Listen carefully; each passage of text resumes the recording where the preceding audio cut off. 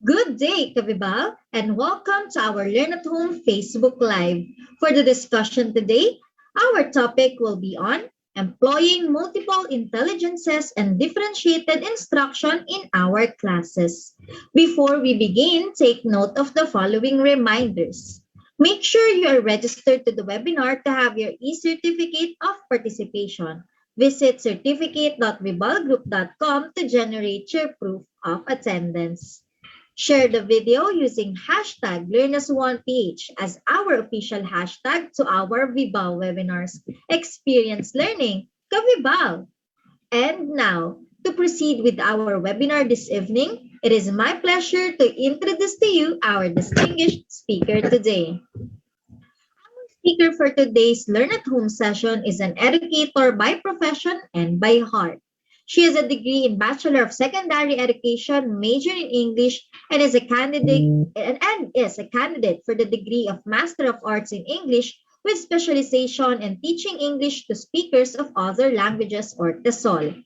She has had the privilege of teaching elementary, high school, and college students before she assumed office as school principal of the elementary school of Suleiman University.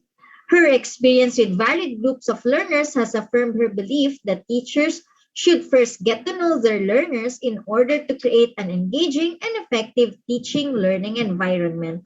Ladies and gentlemen, let us all welcome our dear speaker, Ms. Dube F. Estalio.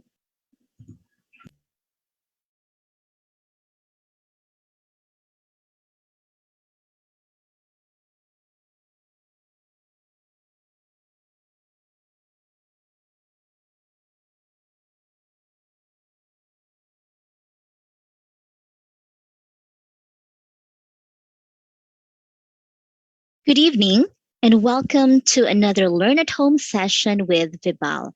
For tonight, we're going to talk about a very interesting topic in the field of education, and that is on using multiple intelligences and differentiated instruction as among the many considerations in planning our lessons, delivering our activities, and of course, conducting our assessment. For tonight, I am going to be your resource person, and without further ado, I would like us to start our discussion.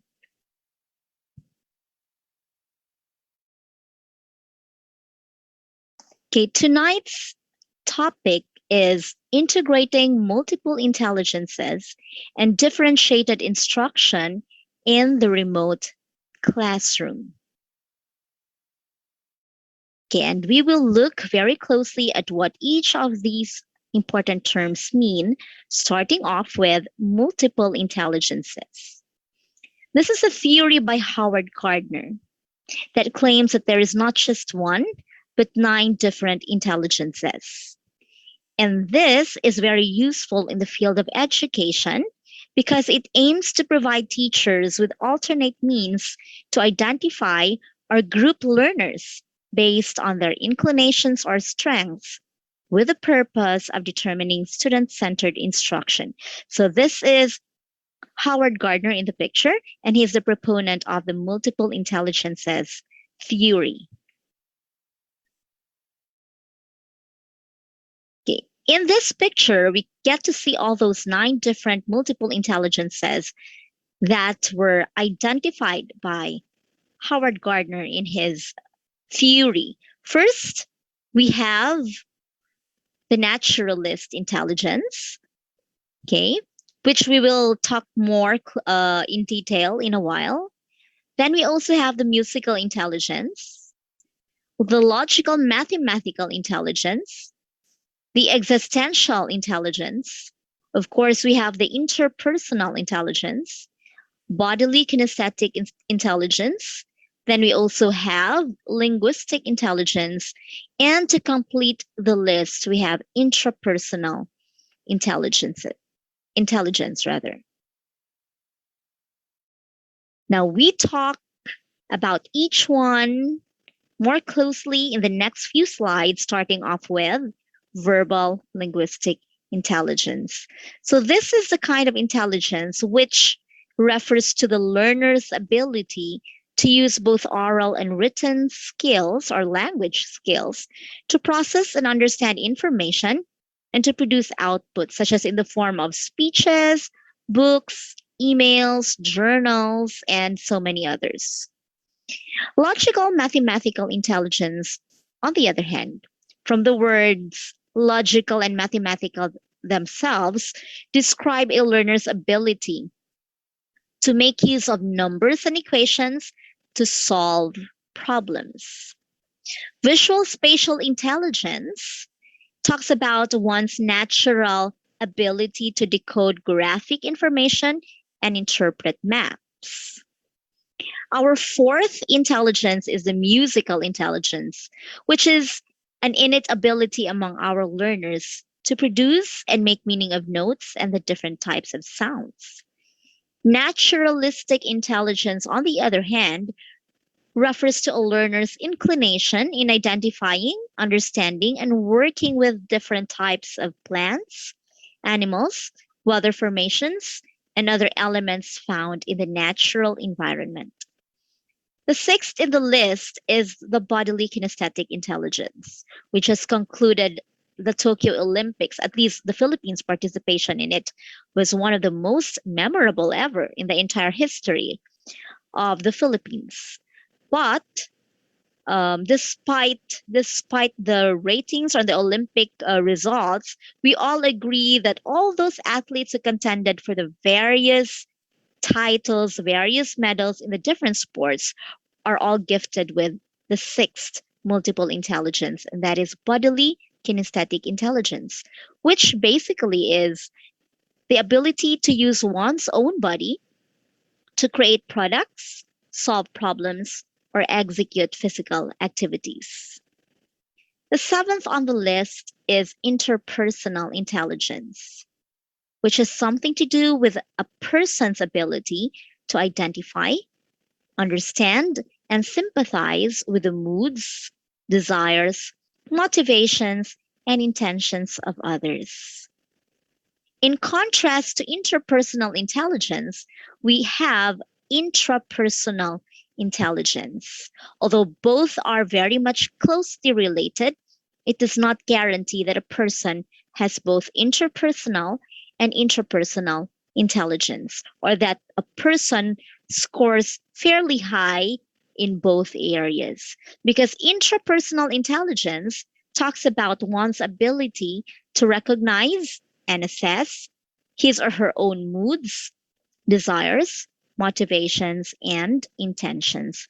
And the ninth intelligence in the list is existential intelligence, which is the ability to tackle and understand concerns such as the meaning of life, as well as one's ability to translate and relate knowledge to real life situations.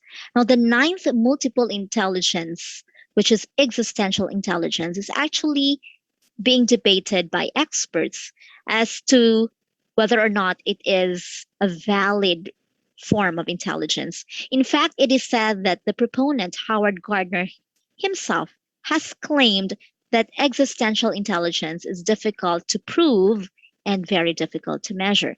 That's why in some sources, they only list 8 different kinds of intelligences, leaving out existential intelligence. This is a very important question that we have to answer.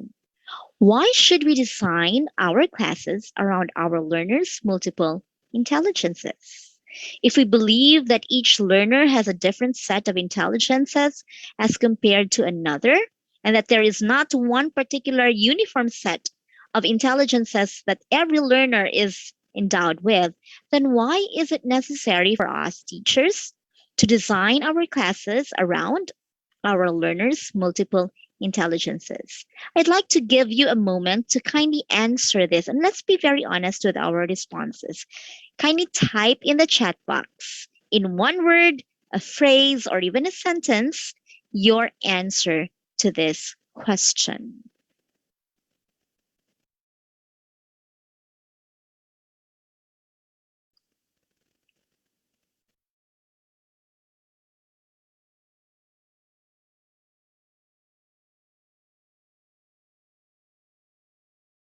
Okay, the answers are definitely very much varied, but it's good to see that we have different responses and different opinions to the question at hand.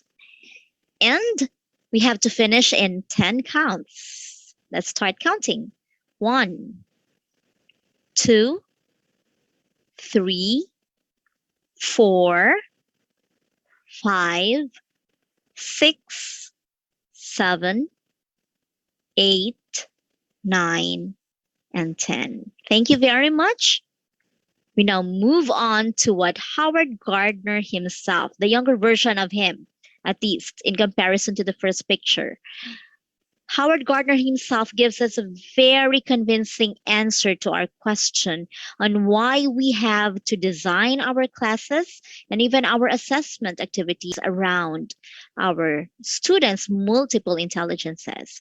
To quote, the biggest mistake of past centuries in teaching has been to treat all students as if they were variants of the same individual, and thus to feel justified in teaching them all the same subjects the same way.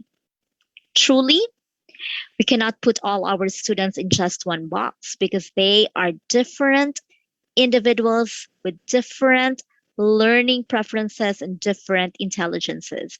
And therefore, we have to consider the 9 or 8 multiple intelligences of our students in a class in our planning, delivery, and assessment of our teaching learning goals. So, how do we incorporate multiple intelligences in our classroom instruction and assessment? If we are convinced that we need to do multiple intelligences consideration in our classroom and assessment, then how do we go about this? The next slides give us specific examples on how we can implement this in our classroom, even in the remote classroom. For those who are linguistically inclined, you could have them write and tell stories, poems, essays, etc. Play online and offline word games to teach them spelling, for example, or to boost vocabulary. Have them construct poems, use words to create images, involve them in debates and making oral presentations. Now, these are just a few of the many different activities that you could actually make use of in your classroom for both instruction and assessment purposes. Okay, another activity that would allow us to tap into the logical mathematical intelligence of our class is we can make use of Venn diagrams, graphs, tables, charts, and timelines. We could make them demonstrate a particular concept, for example, using concrete objects or realia. We could ask them to compute, of course, and to show their solution and explain how they arrived at the given conclusion. And of course, since we're doing things remotely, and in the case of those who are doing things online, we can have them work on interactive number games.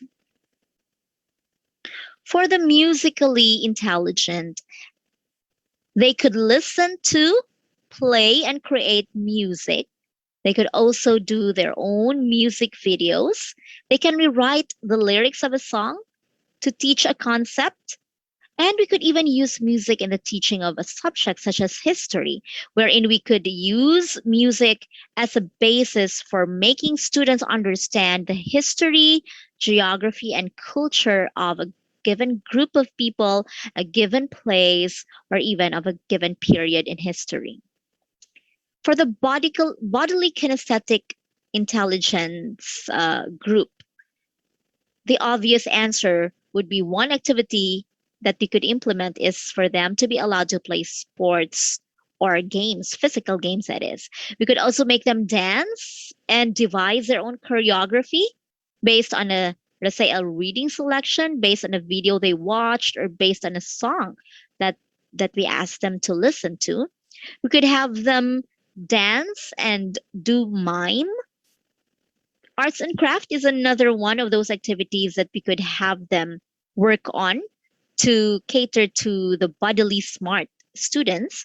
And these bodily smart students are actually also very much fond of tinkering with mechanical objects. For instance, we could also have them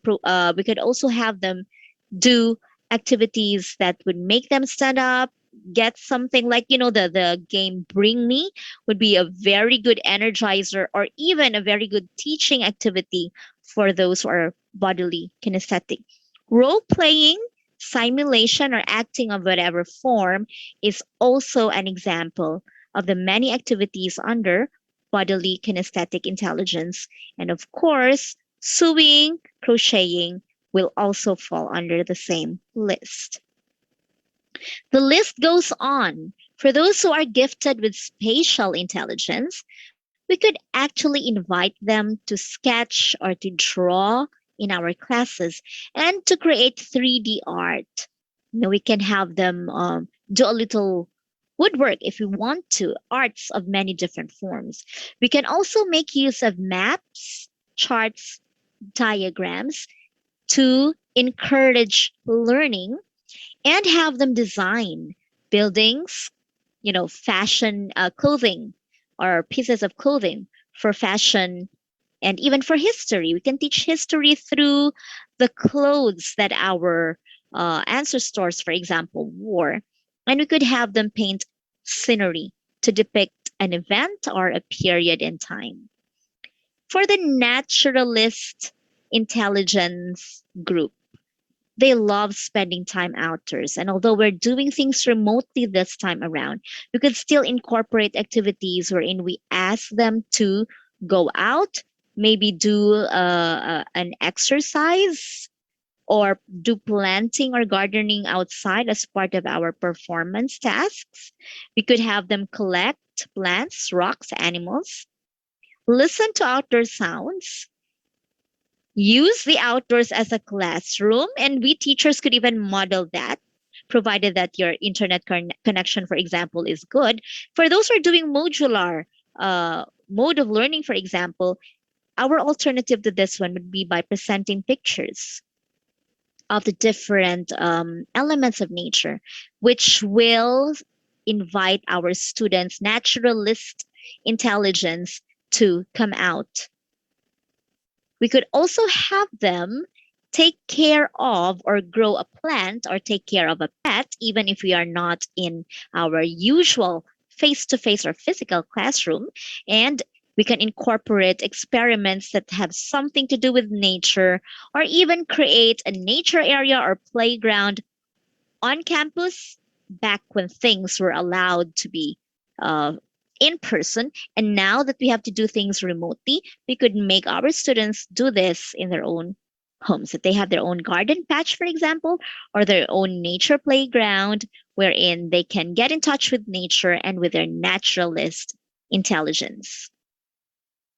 The ninth, interpersonal intelligence, which is the eighth rather in our list, is best taught and assessed by making our students lead a group or pair activity, share with the others, mediate if you want to teach problem solving or conflict resolution, for instance, to build consensus, help others solve problems, and give them opportunities for peer teaching or mentoring. We can invite them to take the lead in brainstorming solutions and to allow for the giving of and receiving of feedback. Whereas for those with intrapersonal intelligence, activities that could cater to these students would be activities that focus on reflection. We could allow them to learn through observing and listening. We could allow them to work at their own pace and to work individually. And in fact, even in the remote state of things that we're doing or where we are in right now, we could still create quiet areas, so to speak within our classes, such as we could allow our students to go outside to do their work, preferably alone or with minimal assistance from their parents and other members of the family, for example, or within the classroom, whether we do it online or offline. We could allow within our lesson moments of reflection wherein we allow them to ask questions about the topic ask questions about things that they did not understand completely, and answer reflection questions that the class may have or the teacher may have provided.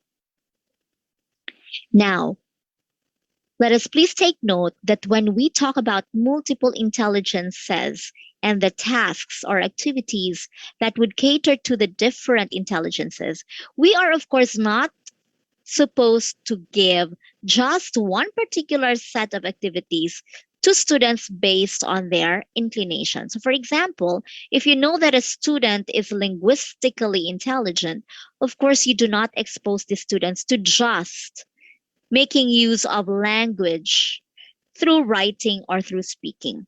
We also need to provide this linguistically smart student with opportunities to also do drawing, to develop the spatial intelligence in him or her, to also listen to music or even sing or play an instrument, to develop likewise his or her musical intelligence, and so on. The point is, we should expose our students to as many varied activities so that we can develop in them not only their dominant intelligences, but also develop in them the intelligences that are quite weak in their that wherein they are quite weak.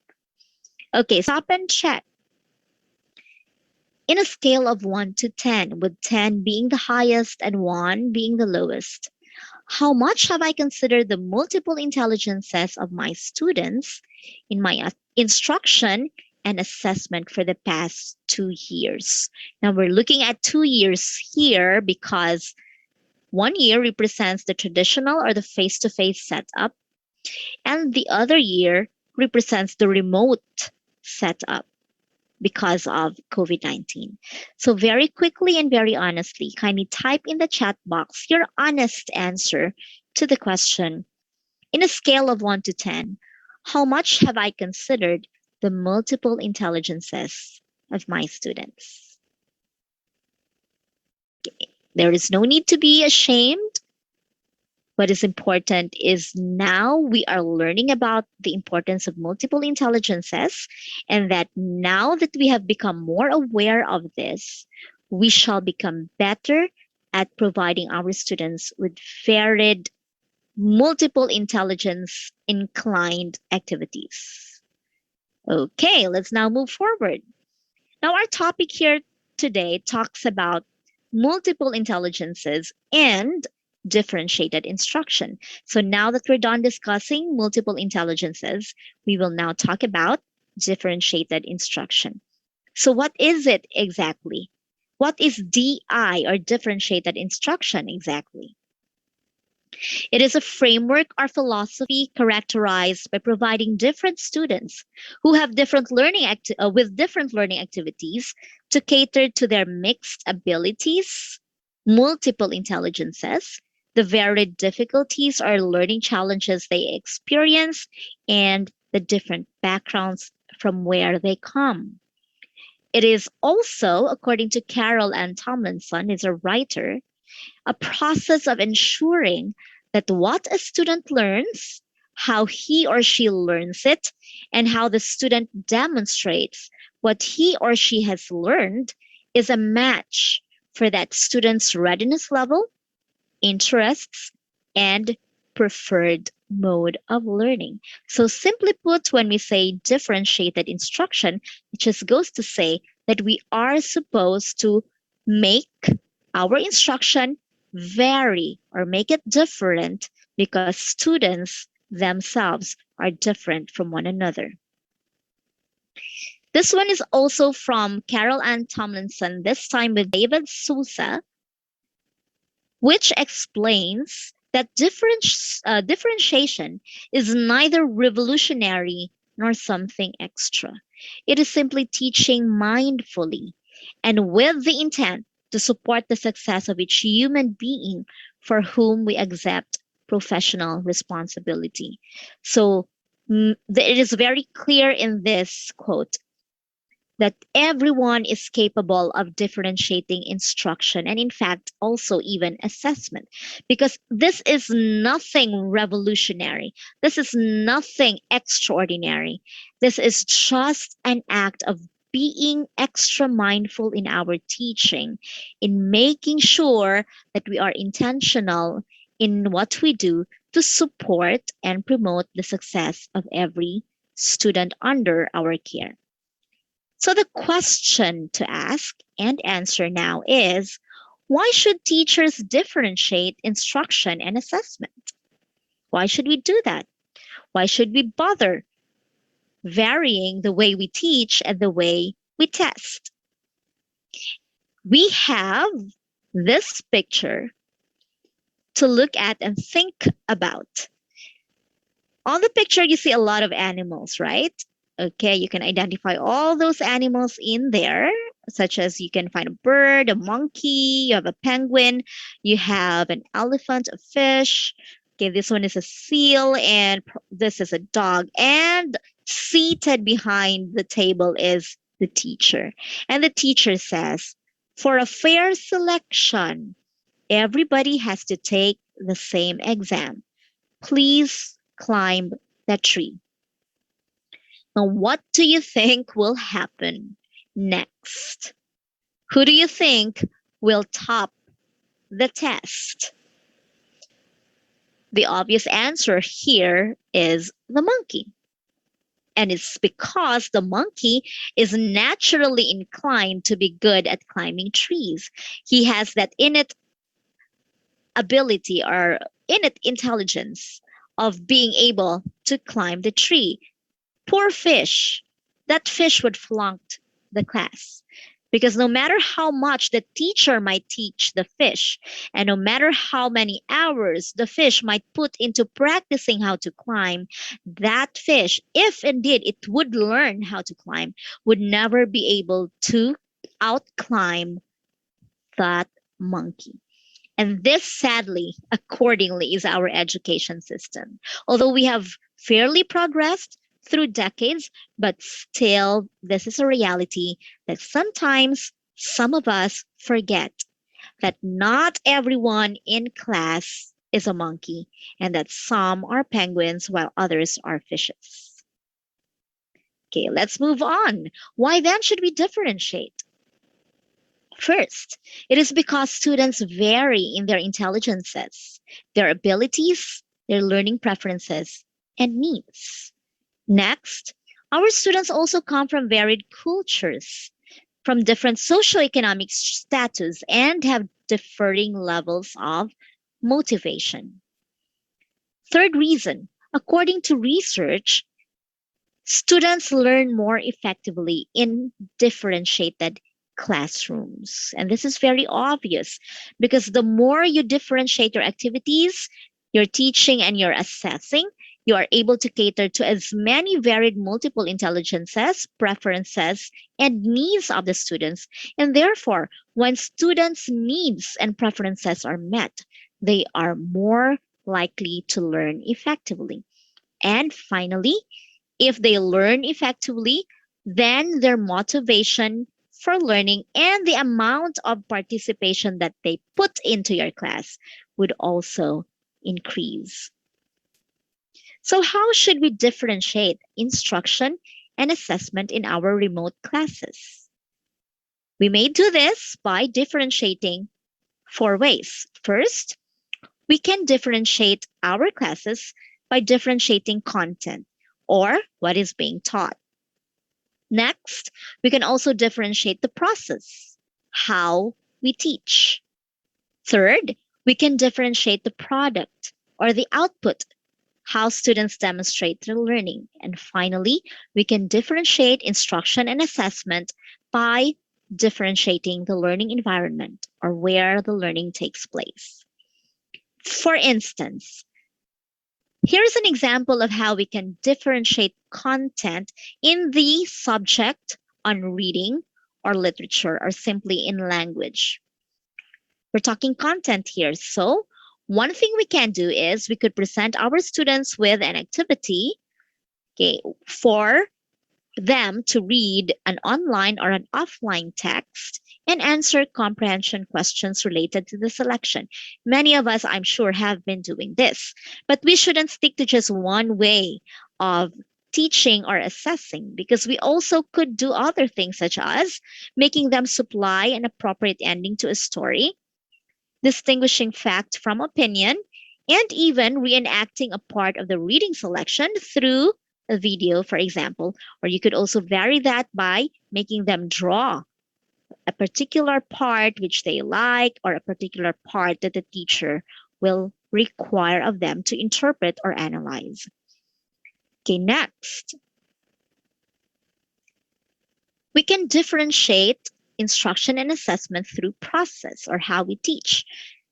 We can make use of varied tools that would cater to our students' multiple intelligences, preferences, needs, etc., such as we can give them reading materials or activities so that the linguistic and visual learners would have would have been engaged, and at the same time so that we can also increase the visual intelligence and the linguistic intelligence of those who are not word smart or those who are not visual learners.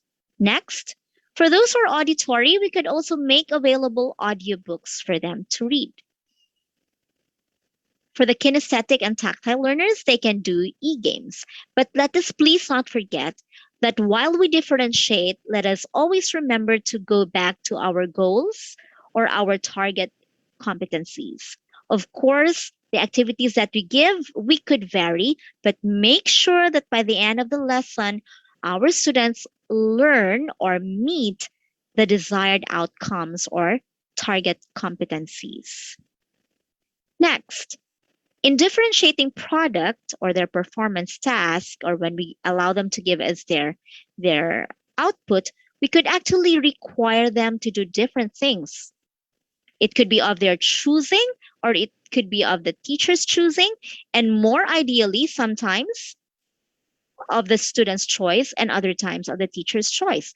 So that, like I've mentioned earlier, we can allow our students to experience varied activities so that we can develop as many different intelligences and abilities of our students. So, for instance, we could require the linguistic learners to do a book report. Now, if they choose to do a book report because they're good at writing, then that would be fine.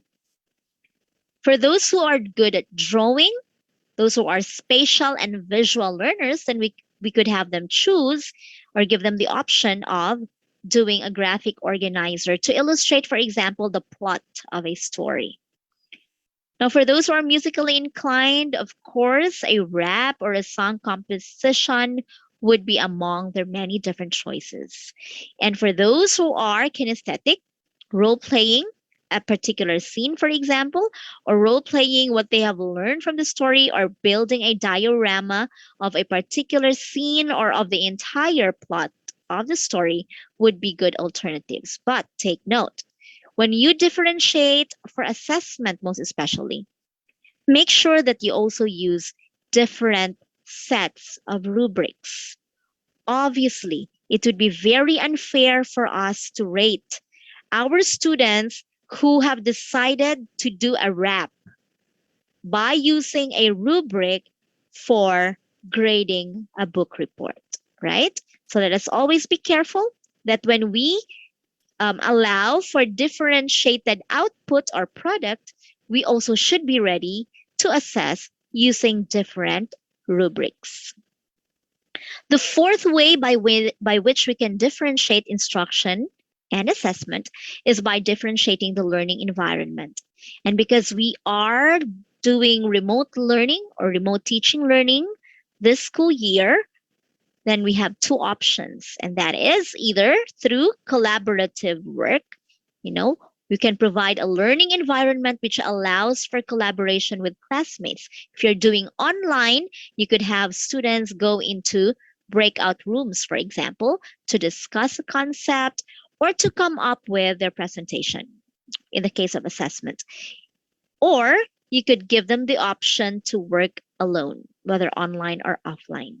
Now, for those who are doing non online teaching, you can still ask your students to do collaborative work. You can still encourage them. But of course, that would just entail that their parents and members of their family would be their um, team members. Like if you would ask them to do a role play, for example, and videotape it, then of course, they will be needing the help of some of the members of their family. Now, Carol Ann Tomlinson, who we have previously met in the other slides, has this reminder for all of us. A teacher in a differentiated classroom does not classify herself or even himself as someone who already differentiates instruction. Rather, that teacher is fully aware that every hour of teaching, every day in the classroom, can reveal one more way to make the classroom a better match for its learners. Now, the point is just because we have by default different activities for our classes should not make us too confident and too self assured that we don't need to differentiate anymore because we are differentiating already. Carol Ann Tomlinson reminds us that we should be very mindful and very sensitive to always look for opportunities to differentiate every single day of each class so that we could help match our classes to our learners and not the other way around. Now, remember this picture? This may be a good representation of our education system, but of course, it is not the only representation of our education system. This represents only the faults in our education system. Now, take a look at this one because this are our students and this should not be us. We should never be this kind of teacher who chooses to teach and assess all students in much the same way. And Albert Einstein has this to say: everybody is a genius, but if you judge a fish by its ability to climb a tree, it will live its whole life believing that it is stupid. And finally, KP Kerlak reminds us that our task is to provide an education for the kinds of kids that we have, not the kinds of kids we used to have or want to have, or the kids that exist in our dreams. Our task may be overwhelming. The need to differentiate and consider our students' multiple intelligences may be very taxing, but at the end of the day, if we do our part, we'll be rewarded with satisfaction, with a very good feeling that no one can take away from us, knowing that we have given our best and we have helped our students maximize their potential. And to leave, and before we leave tonight, let us be reminded by these words from the book of Colossians, chapter 3, verse 23, which reads, whatever you do, work heartily as for the Lord and not for men. Let us always make our work our form of worship. Thank you very much for joining me tonight. I hope you have learned something, and I hope that you will be able to translate all those input you have gathered into action for the betterment of our students. God bless everyone, and God bless the work we do.